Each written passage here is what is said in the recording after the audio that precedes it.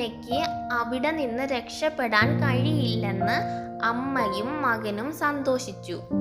ഇതിനിടയിൽ ഇരുവരും വിവാഹത്തിനുള്ള തയ്യാറെടുപ്പുകൾ ആരംഭിച്ചു. കെണിയിൽ നിന്ന് തുമ്പലിന എങ്ങനെ രക്ഷപ്പെട്ടു?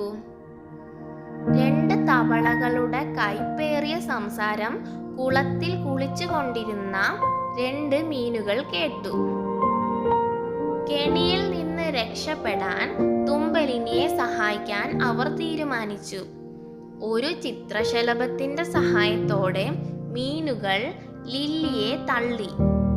ലില്ലിയുള്ള ഇല കുളത്തിൽ നിന്ന് വളരെ അകലെ പൊങ്ങിക്കിടന്നു. തുമ്പലിന രക്ഷപ്പെട്ടു.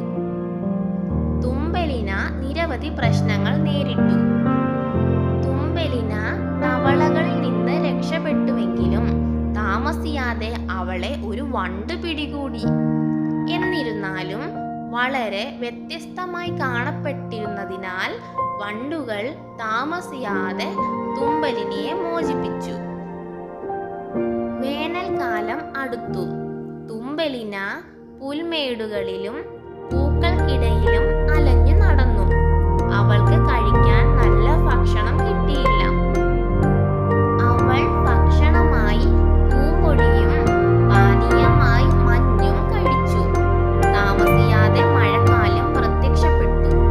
അത് ആ സ്ഥലങ്ങളെ വൃത്തികേടാക്കി. ആ കൊച്ചു പെൺകുട്ടി നല്ല പാർപ്പിടം കണ്ടെത്താൻ വളരെ പാടുപെട്ടു. മഴക്കാലത്തെ കനത്ത ജലത്തിനുള്ളിൽ നിന്ന് അവൾ കര കയറിയെങ്കിലും ശൈത്യകാലം അവളെ കൂടുതൽ ബുദ്ധിമുട്ടിച്ചു.